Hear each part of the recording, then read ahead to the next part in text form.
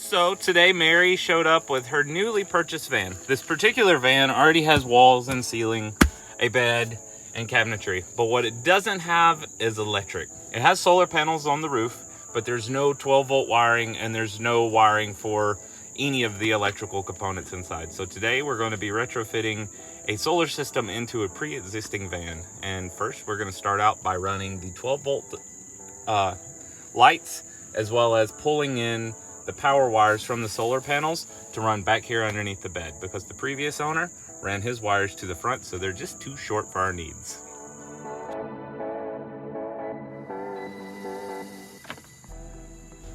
So the previous install, the bulkhead for the solar wires is right here on the side of the van, which is very convenient, it's easy to access.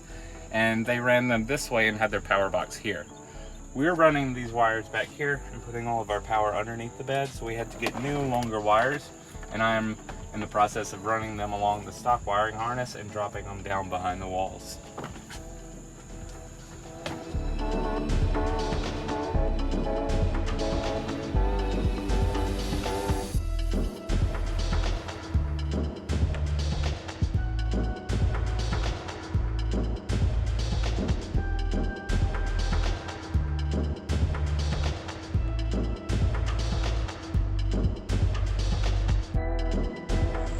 We have got the main two components. We have an MPPT by Victron, as well as a Pure Sine 3000 watt inverter.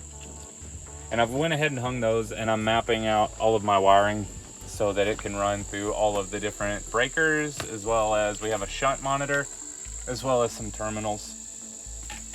So it takes a bit to map out all the wires to make sure everything fits where it's supposed to. What's that you're using? This is a soldering iron slash heat gun that runs off butane, so I don't have to plug it in, which is super nice, seeing we work off grid. No electricity, and those heat guns make a ton, or take a ton of electricity.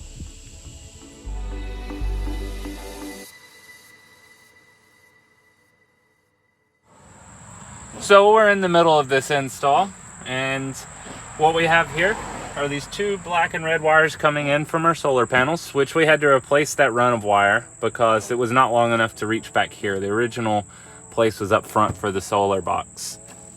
They come into the charge controller. I run it through a breaker, so it has the ability to kick. After it comes out, they run to our distribution blocks. From there, the battery will connect directly to these, so you can put all of your negatives on one post, all of your positives on one post. Coming into our inverter, we have another breaker to prevent any surge of power coming through here as well. Y'all stay tuned, there's more coming.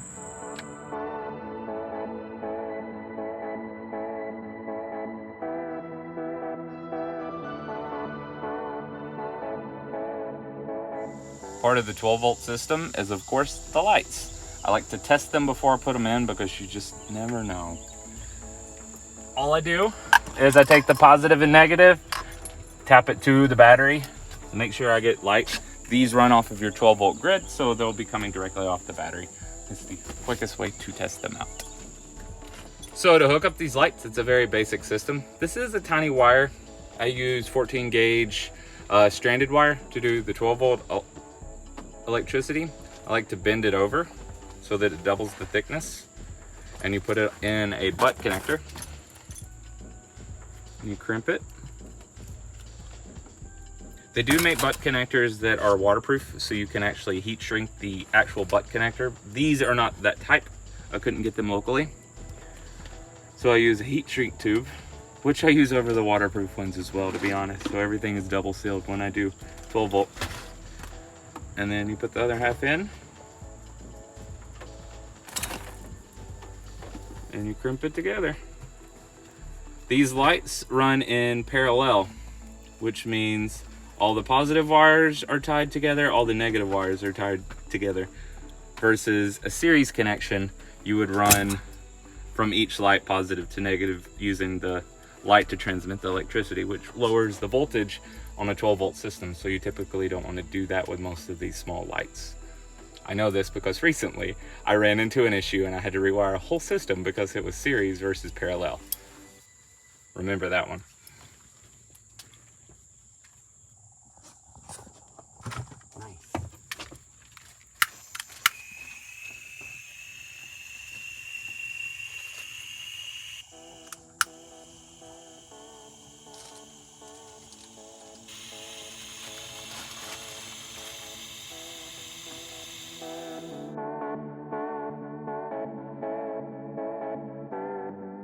So I keep talking about running these lights in parallel versus series.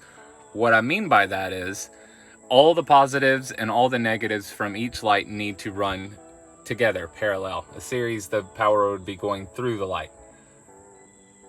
In order to do that, I use these handy dandy little connectors. They come in a 3-terminal option like this, and all you do is strip your copper wire and push it in, and you could put in 3 wires.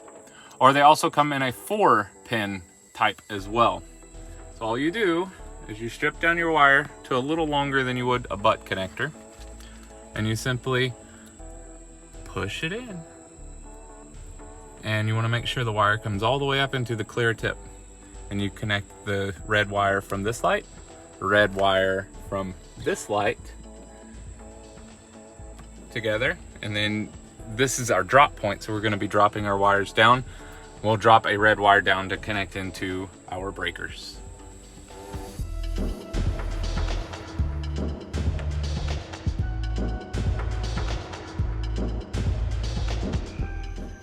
So we're starting to connect all of our switches to the 12-volt circuit.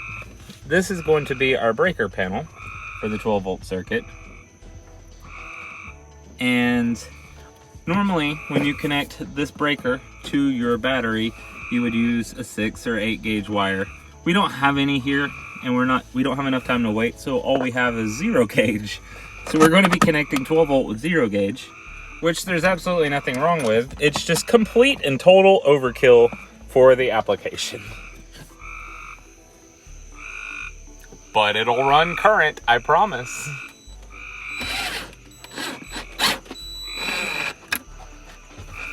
Hey Shane. Hey. What you doing down there? I'm too big to fit under the bed any other way, so I'm trying to hang these cables. And I have to lay on my back. Big man problems.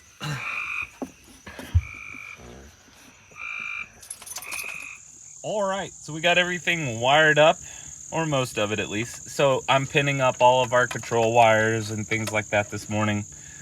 I wired in the shunt. The shunt actually calls for a power wire, and I missed that on the instructions. It does have this handy one that comes along and attaches to the monitor, but you do have to connect a positive wire from the shunt back to your positive distribution block. And next up, I'll go ahead and ground everything out, and we'll be done. Hey look, Mary, you have lights. I'm so happy they're my lights. I have lights and they dim. I have lights. Very cool. I am grounding out the system, so I'm running a ground wire from the negative bus bar out to our sanded down ground point.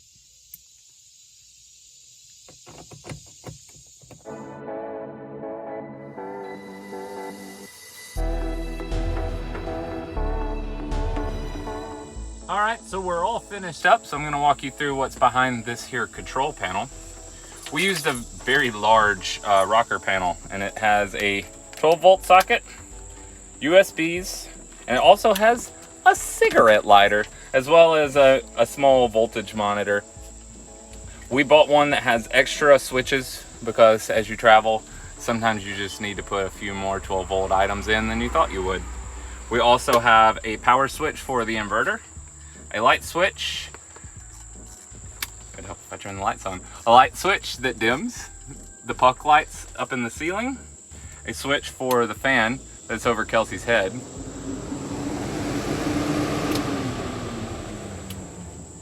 And we also have a shunt monitor, as well as another 12-volt socket that powers the refrigerator that I'm using as a seat.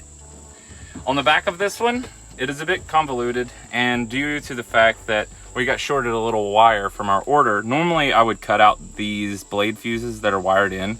There is a small blade fuse in each of these, and I use a 12-volt distribution block in the back, or breaker block in the back. So these lines are technically double fused, which is not ideal because it's hard to troubleshoot when you have to track down all these fuses, but that was just the situation at hand where we were. This also serves as a ground bar, so you have a ground line coming in as well as a positive line coming in. This has also been over gauged because we did not have the proper smaller gauge. There's absolutely nothing wrong with using a larger gauge. It's just what we had, so it's a little silly looking, and the cover has to be altered to go over that. But it's time to get this attached in.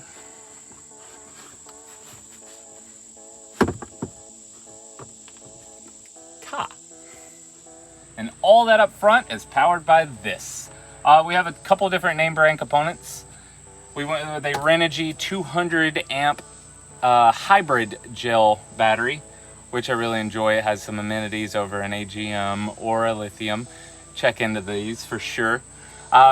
We use a Pure Sine Inverter. This is a 3000 watt actually, so it's a monster. And we went with a plug-in version. So all you have to do is plug in your appliance or whatever you're going to be using into it, so you're not wiring any Romex into the van, which I am not a huge supporter of, running Romex through these rigs. We also used an MPP by Victron. This one also has a really cool feature that it has no buttons or screen on it, so it can be put in a hidden place versus some of the other controllers. You're going to need access to them so you can see the screen for them. The system also has a couple of breakers. One breaker is from the solar outside. The other breaker up top is going to our inverter. We also have a main cutoff coming off the battery so that we can make sure if there's any issues, you can cut the whole system off. I do strap down everything to the best of my ability so that it's not rocking around, jumping around. And we also built a bit of a framework in here, very rudimentary for this particular application. And this panel drops down and sticks into place to prevent anything in the garage coming over and banging into this. You don't want any of these components shorting out. And this also allows for maximum circulation over these components. They all need air. The front's not capped in, nor will the back be capped in. I hope this was helpful to any of y'all. I am by far not a professional electrician and never claimed to be one. This is just how I've learned to install these systems. If you have any comments or suggestions how I could do better, please leave me a comment below. If you need any help with yours and you can't quite figure it out, drop me a line. You can email us at lovehutforlife@gmail.com or contact us on Facebook and Instagram at lovehutforlife. I'll see y'all next time. Bye.